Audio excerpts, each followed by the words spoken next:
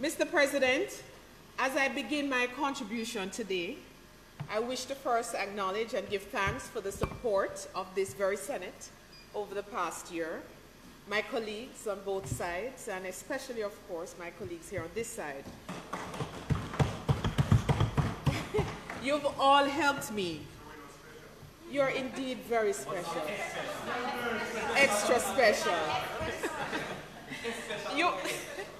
You've all helped me. You've molded me. You've caused me to grow and develop in this role, and I thank you very much. I also want to thank Ms. Curtis, who isn't here today, and we understand why.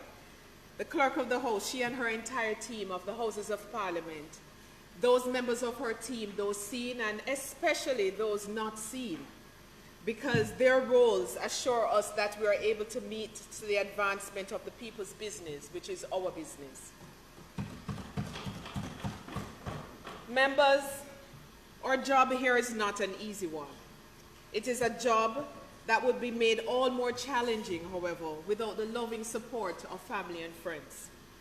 In this regard, I must say that I am richly blessed.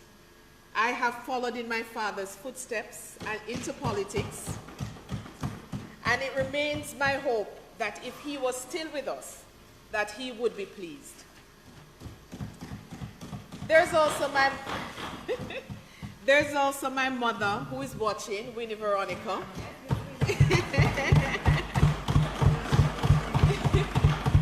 And my sister Nicole and all my other family and members of my family who continue to support and encourage and sometimes critique and counsel me. I am most grateful. To my political family, all of you, all of them, especially my members in the West, my mentors in the West, like former Senators Janet Madden and former Senator Noel Slowly. They're always available to me to give me counsel, advice, to help me navigate this very awesome process. But on record, I wish to put special thanks. I keep having all of us special, but these two are special. Former party leaders, Dr. Peter Phillips and the most honorable P.J. Patterson. And I'm sure the Calabar men would agree when I say the most honorable P.J. Patterson, both of whom have always been available to me as great sources of encouragement and guidance. They have helped me to refine and better understand my role as a young politician, as I now realize I'm called young politician in the streets. Relative. Mr. President, from the outset, I want to make a very special thank you to all the workers, suppliers, investors in tourism. I want to thank them for their continued work, especially over this past year. This vital industry could not have survived as it has without their collaborative effort to address the challenges we have faced. To have witnessed competitors, and some may say even rivals, sit around a table and work assiduously with one common goal, post-COVID recovery of the sector, is an experience that should be emulated. This is the model of the Jamaica Hotel and Tourist Association, an organization that I believe deserves special mention as a national best practice for problem solving. I want to use this opportunity to recognize the immediate past president, Mr. Clifton Reeder, who ascended to the chair at the start of the pandemic, and throughout his entire presidency, he quietly yet ably championed, negotiated, and summoned support for this very important industry. Yes. I enjoyed working with him, and I now look forward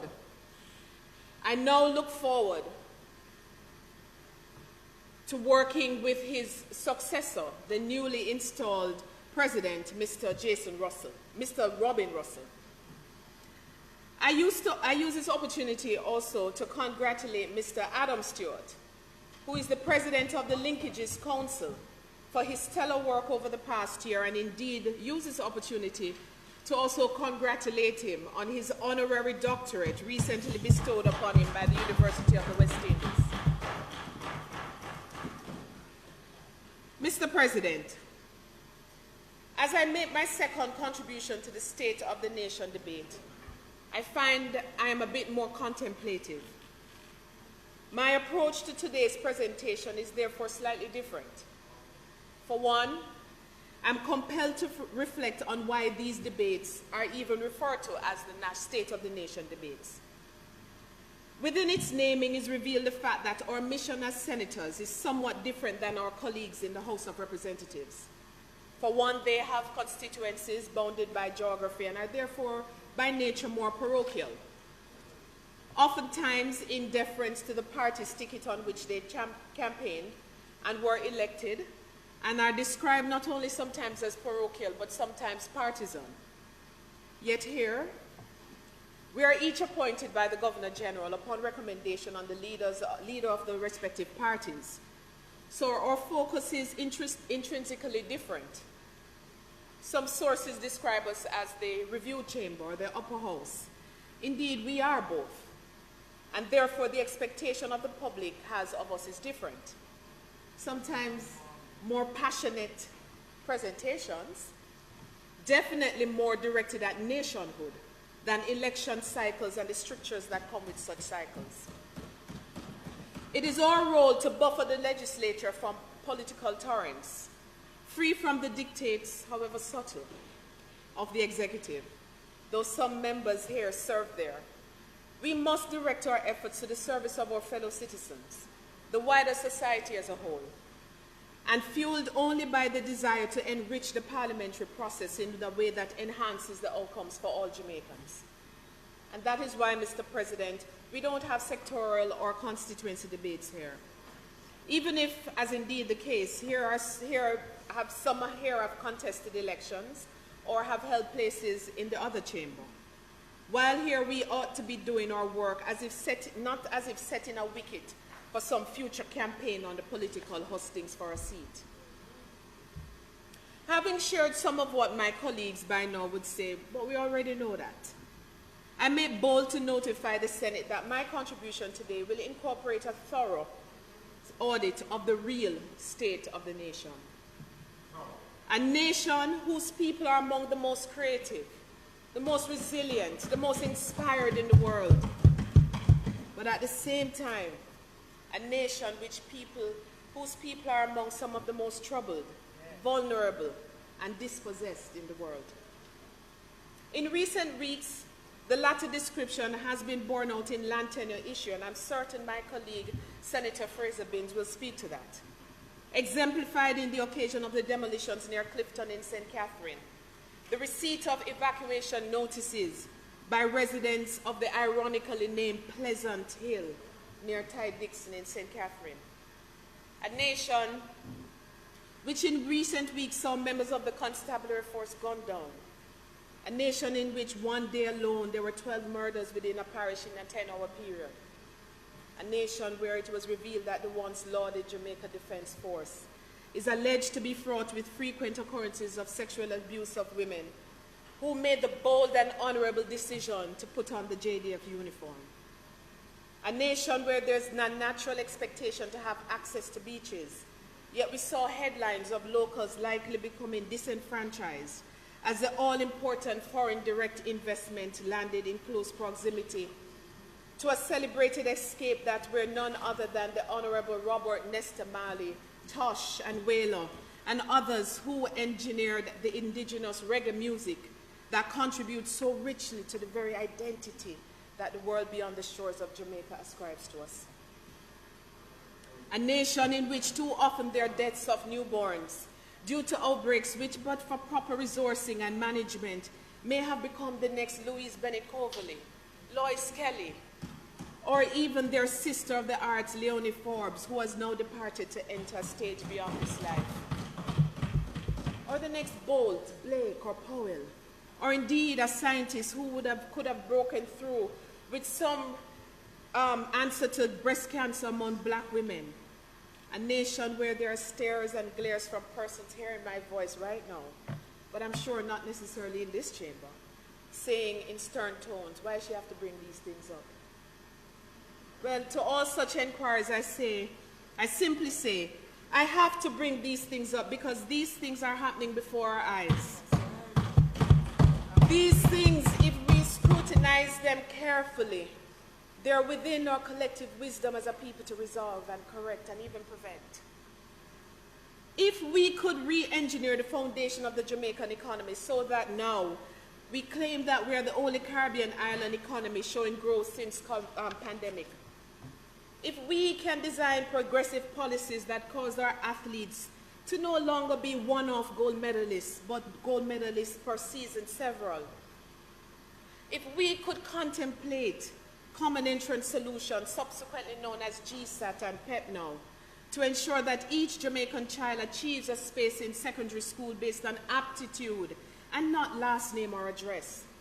If we could produce scientists such as T.P. Lecky, Henry Lowe, and Manley West, if we could design the all-inclusive concept to strengthen brand Jamaica and keep tourism prospects alive through all the challenges we have seen, whether it be September 11 attacks, or the Gulf War that followed, or global recessions, or even the pandemic, then, Mr. President, if we purposely scrutinize the challenges that we face and prioritize the use of resources we have without the epidemic of corruption that weakens our dollar and denies our society the real value of taxes we collect, there's absolutely no dilemma that Jamaica cannot solve.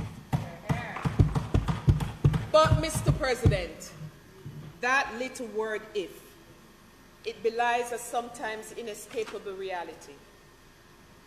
As I speak today, these are the issues and realities that occupy my thoughts. They are the guardrails that train my mind towards realistic solutions designed to respond to the real situation that our Jamaican mothers who depend on the public health system to assist the safe delivery of their children face each day. Mr. President, if others elsewhere, like this U.S. singer Katy Perry, in her song Chained to the Rhythm, are asking, and I quote, "Are we crazy living through a lens, so comfortable living in a bubble, so comfortable we can't see the trouble? Are you lonely up there in utopia, where nothing ever will be enough, happily numb?" Whereas in that very song, Bob Marley's grandson, Skip Marley, charges, "It is my desire, break down the walls to connect, inspire. I, up in your high place, liars, time is ticking for the empire. The truth they feed is feeble, as so many times before the greed of all the people, they stumbling and fumbling, and we're about to riot." In short, therefore, Mr. President, my desire is to prevent the riot and give a possibility of success to the theme that should have united us in this our Diamond Jubilee to reignite our people for greatness. Mr. President, like I said, I'm contemplative this year. As was the case last time around, I hold a portfolio of tourism, but this year it's linked with linkages, twinned with linkages, which is an acknowledgement that as a service industry, tourism serves much like the engine linked to the vehicle which it is installed. Those linkages are channels through which the earnings from tourism enter the real economy and has quantifiable impact on the rest of society. Linkages as well, though, which the challenges of the wider society runs. Challenges such as crime, underemployment, unfulfillment among our youth and workforce filter into the tourism domain and sometimes cause negative outcomes. Mr. President, I must therefore cite both the positive reports from the incumbent tourism minister as well as critique them. You see, we all know at a subconscious level that tourism is good for the economy, the engine of growth, as you will. Yet, can we tangibly declare it? Can we identify in real ways how tourism has transformed the lives of thousands of tourism-dependent families? Are they experiencing Katy Perry's stated utopia? Or are they, like Skip Marley, trying to say, time is ticking for the empire. Mr. President, we have a minister who makes copious grand announcements replete with figures of earnings, bookings, arrival figures, cruise ship stopover. But the truth is, the common man is not feeling it. He's not feeling the benefits of tourism, and even for some who work in the sector, they're not feeling so grand about tourism. And we must address the inequities. We must work to ensure that everyone feels the impact of tourism, otherwise it's unsustainable. That's right. The fact is, many feel the isms of tourism. Some of our workers and nationals who live adjacent to the resorts, who while at work wore masks long before COVID, pretending that everything is Ariman for our visitors and that Jamaica there's no problem. Yet behind grand announcement lives the unrequited expectations of our tourism workers at various levels, that a career would have empowered them to finance their children's tuition at tertiary institutions here or abroad. Let them qualify for and be able to maintain a mortgage for their dream home. Allow them to invest even in proper medical care. Mr. President, everyone in this Senate knows that I'm from Montego Bay, and it has been my permanent residence all my life. I have seen the transitions in the tourism sector up close. My parents operated within the sector, so I know of what I speak. Sometimes it's like having a front seat to the greatest show on earth. And there are other times when it's like witnessing the dashed dreams and hopes, the disappointments of some of the stakeholders.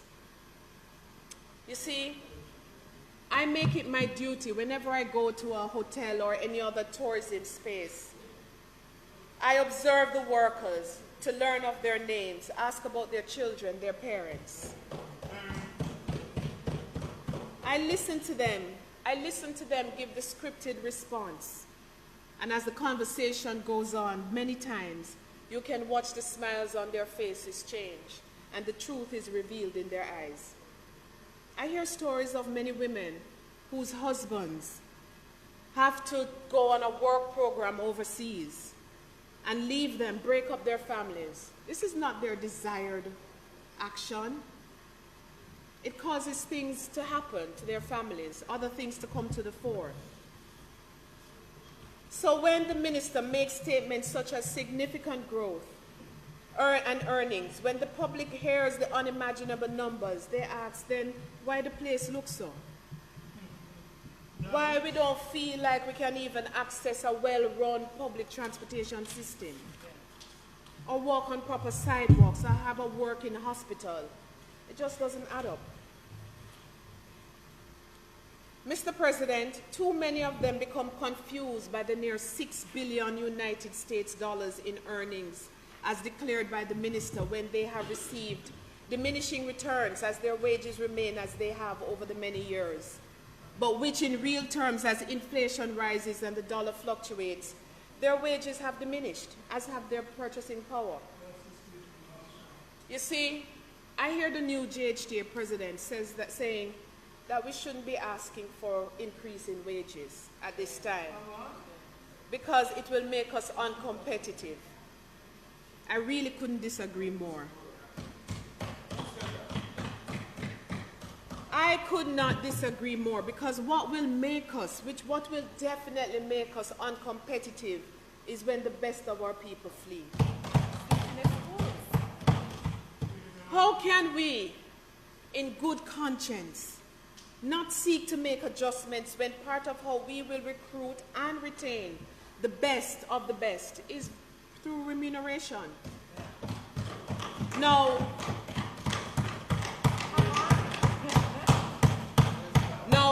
I am not saying, for Cavan, yes.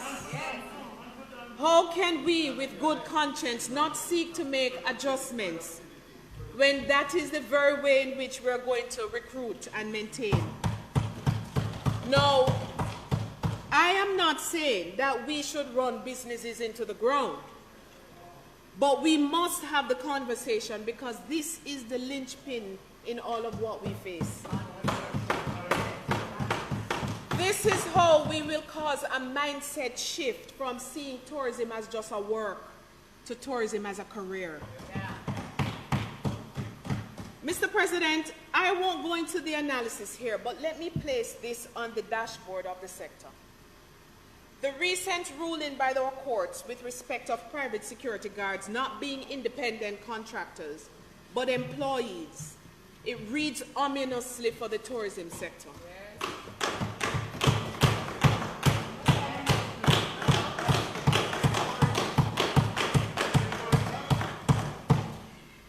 It is important that operators within the sector familiarize themselves with the details of that ruling and prepare proactively for what may be on the horizon as a result of that ruling. Last year I spoke about security of tenure, and I use this opportunity again to reiterate that. It is time for the government to do something about contract workers within the tourism sector.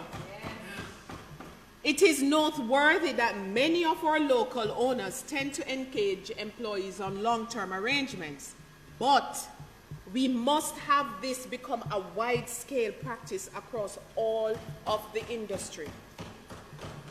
Because you see, security of tenure is critical.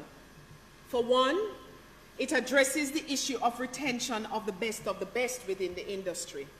And the final point, Mr. President, is that inconsistencies and inequities are serious threats to the growth and sustainability of the sector. As a nation, we tend to bend backwards like limbo dancers for visitors to experience a life that quite often is foreign to many locals. Tourists must be safe, but too often we are not safe. Tourists must have access to the best health care should they become ill, but we don't have access to the best health care.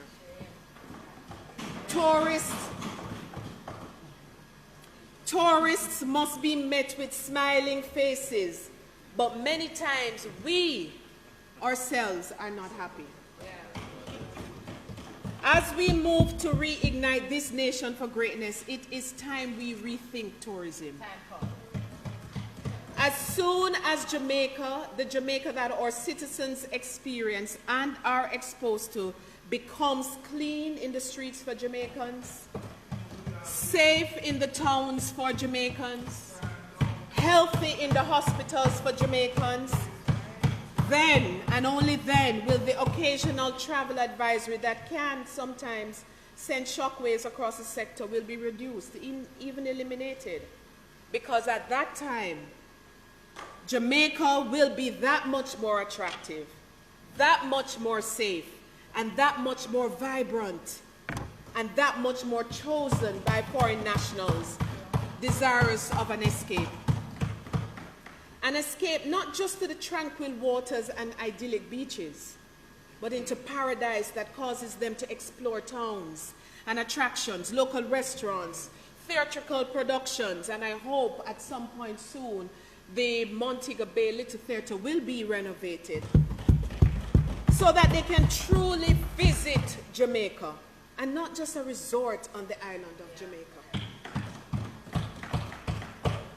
You see, Mr. President, tourism cannot be sustained as some sort of separate existence, like a parallel society within the walls that is foreign to the locals, but in truth, we are tourism.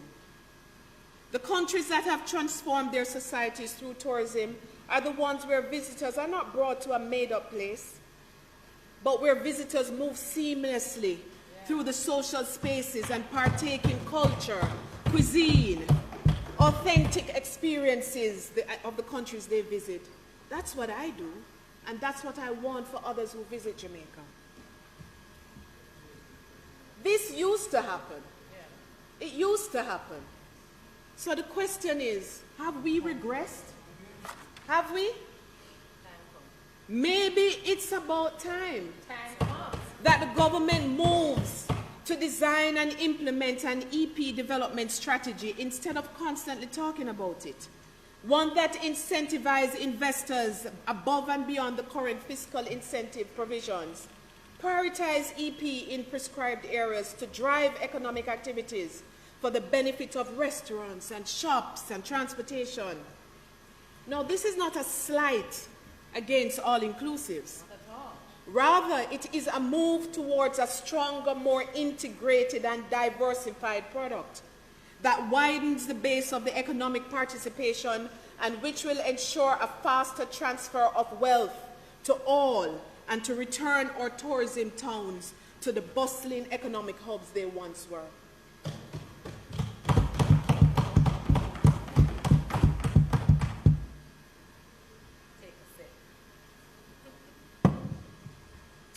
Mr. President, the quality of local infrastructure is another aspect of the Jamaican space that I must address. Again, I'm from St. James. I did say I wasn't going to be parochial, but I can't help it. But Mr. President knows this. I continue to be amazed. In fact, I'm bemused. But in fact, really, I'm disappointed with the multiple missed targets with respect to the completion of the renovation and refurbishment of the Cornwall Regional Hospital. No, I'm just saying. In fact, I hear commitments being made now, new commitments by the Minister of Health and even the Member of Parliament for West Central St. James.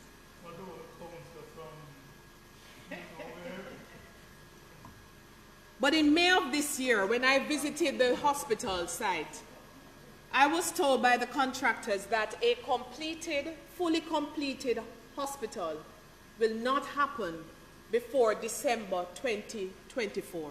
What? That's what they told me. We are now November 2022. You can do the math. When our roads are unsafe and cars careen across roadways as drivers either swerve to avoid potholes or just plain impatient as they hustle to another passenger, God forbid that they slam into a tour bus.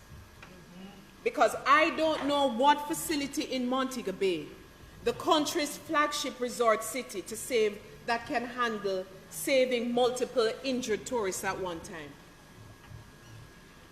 Now, Mr. President, I will at this point congratulate the Santo International Airport, the Montego Bay Airport, who just this week, as reported in the newspaper, carried out an emergency simulation exercise. Very important, and I congratulate them. And I will read a little bit from the article in the Observer. And this is a quote from the Manager of Commercial Services, Mrs. Sharon Hislop Holt. She says, "We carried out a full-scale emergency exercise where we simulated an aircraft event occurring over water, and the simulation took place in the White House community in the vicinity of tropical Bliss Beach. This was in coordination with other emergency response services, as well as our mutual aid partners.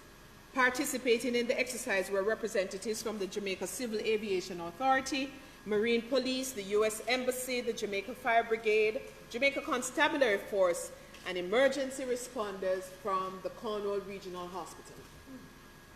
So the question arises for me, if it were real and not a simulation, how would it truly have gone at the Cornwall Regional Hospital in the state that it is? I'm just asking the questions. Because I will say it again, if we fix the healthcare system for Jamaicans, we at the same time fix the healthcare system for those who visit Jamaica. Mr. President, at this point I must pause and ask the Minister, where is the 5.7 billion United States dollars he said has been earned over the past 2 years? Where is it being spent? Because our people are saying to show them the money. Is it being spent to fix Conroe Regional? Show me the money. Or is it being used to clean up garbage in all of the towns across Jamaica from Montego Bay to Ocho Rios or Negril? Show me the money. That's a fire alarm? Used for the fire brigade.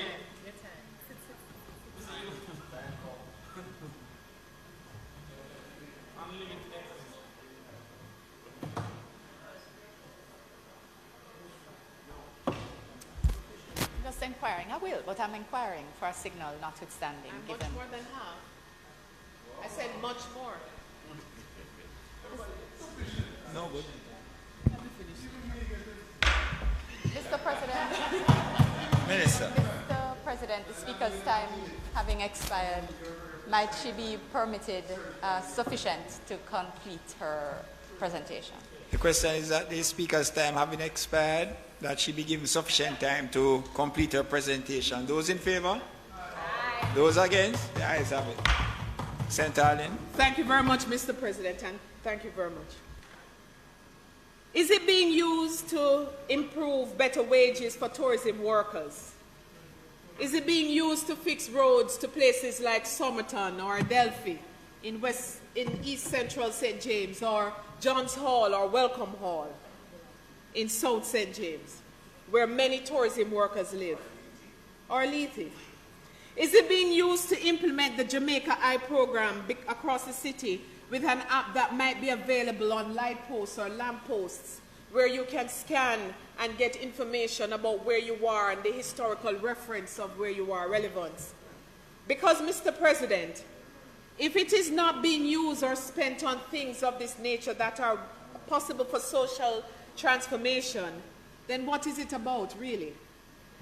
We must reimagine tourism by involving the communities as attractions, as they expose our visitors to cultural practices, products, and services.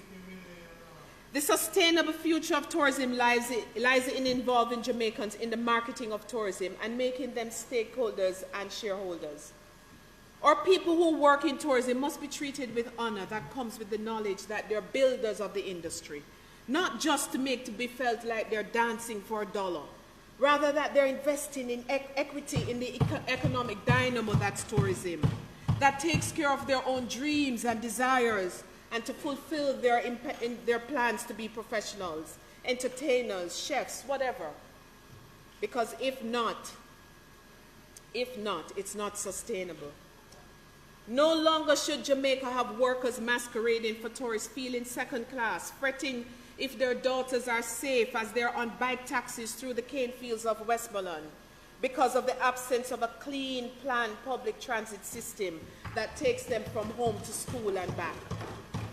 Every worker is valuable and must therefore feel valued. They must live in dignity. We often say that tourism is the bread and butter of the economy, but whose bread is really being buttered? Mr. President, our workers need to be full participants in tourism and not just experience the so-so isms.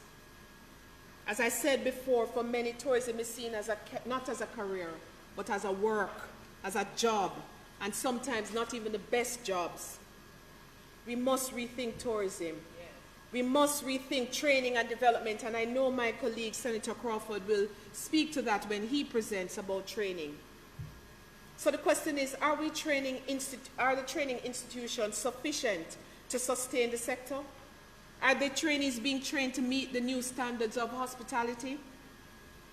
The fact is we're facing a massive labor shortage, even at the lowest level, and this point was reiterated just this week by an official of the Ministry of Tourism. And it is therefore an indictment on us that we are not able to supply the entry-level labor that is needed to fulfill the basic needs of the industry.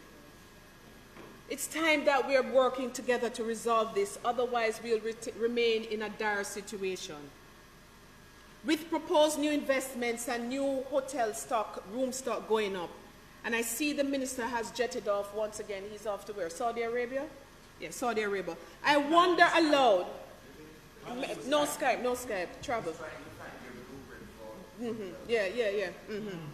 I wonder aloud, will we have the required labor to support this, whether in construction or operations phase?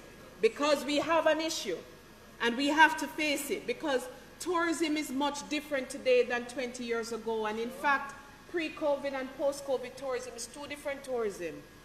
It changes so rapidly. The industry now demands the highest level of customer service, product adaptation, integration of technology. And we must therefore have the type of staff that can even anticipate needs before they are even known. It therefore means that we need skilled laborers, skill levels at varying levels, whether in customer service, even psychologists, Senator Longmore, behavioral expertise, they're all needed in tourism.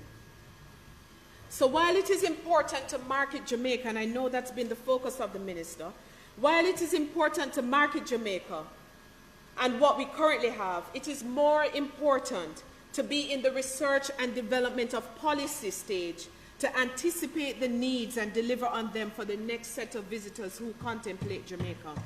We can't afford to remain stagnant and rest on our laurels. And that is why I'm looking forward to, with great anticipation, to the collaboration between the University of the West Indies, Florida International University School of Hospitality, and the Gordon Wood Stewart School of Hospitality, as they work together to develop the next set of professionals in the industry. But while they do that, HEART and JCTI needs to follow suit and radically redesign and develop the requisite programs to support and churn out this line staff that will be needed to support this endeavor. Because in my discussion with industry officials, the biggest problem we face is labor, a shortage of labor. And we must begin to address the issue of remuneration. So when I say, like I said before, when I hear that we should not increase wages because it will make us less competitive than Dom Rep or Mexico, I respond and I say, Jamaica has to decide what is good for Jamaica. We have to decide what our objectives are. It has to be that we're seeking to retain the best of us and cause those who have left to contemplate returning. And one major way to do that is through compensation. You see, Mr. President, they said that the only drain that works in Jamaica is a brain drain.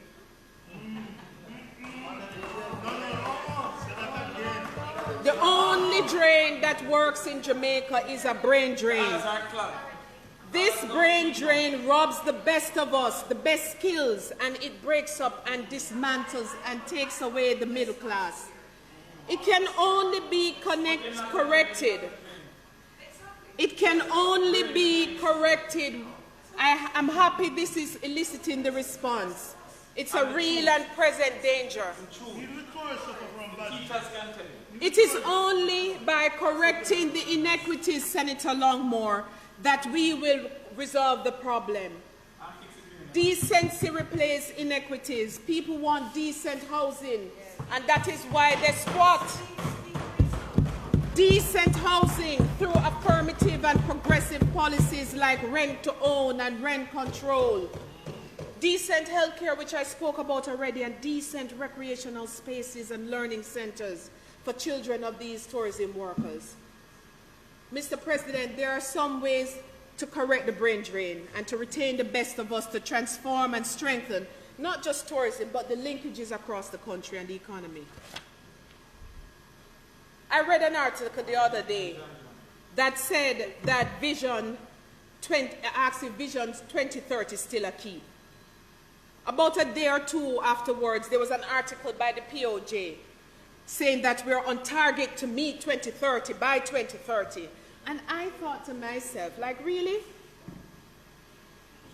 What part of that, what part of Katy Perry's song is the PIOJ referring to? Is it the happily numb rhythm, or Skip Marley's The Truth They Feed is Feeble rhythm? Which one?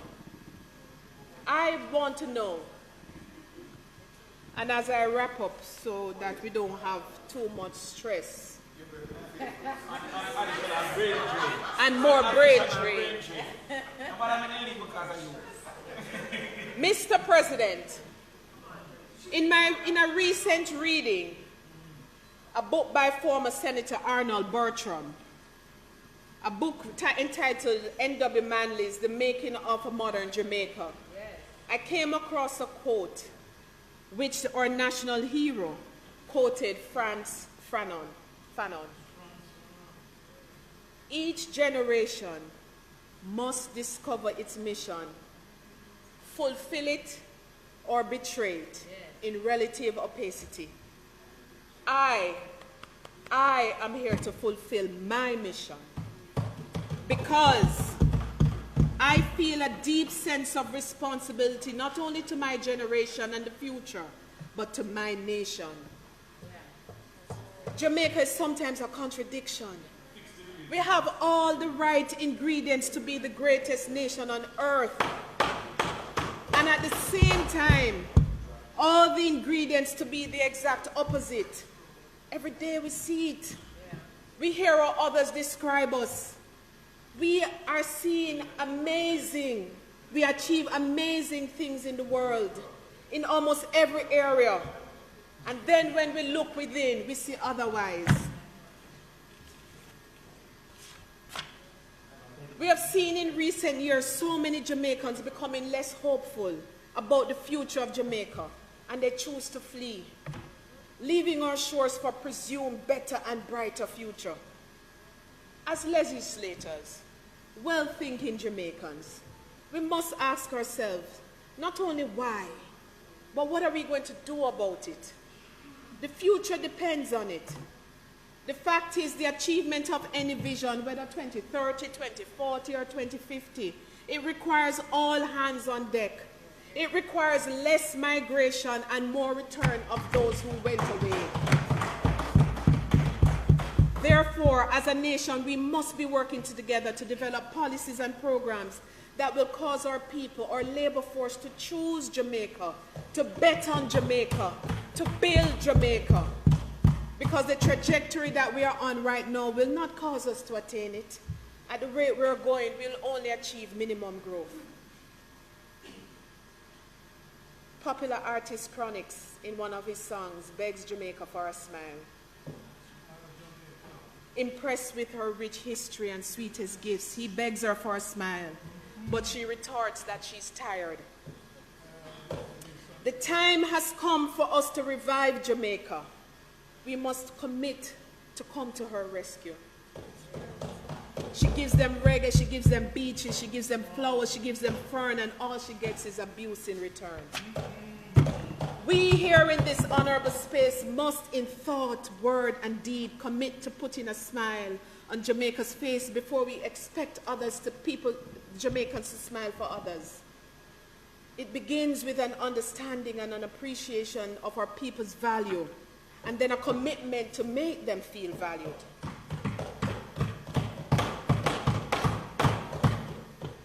We are tourism. Tourism is our experiences, our culture, and most importantly, our people. Let us reignite our nation for greatness as we reimagine and therefore rethink tourism.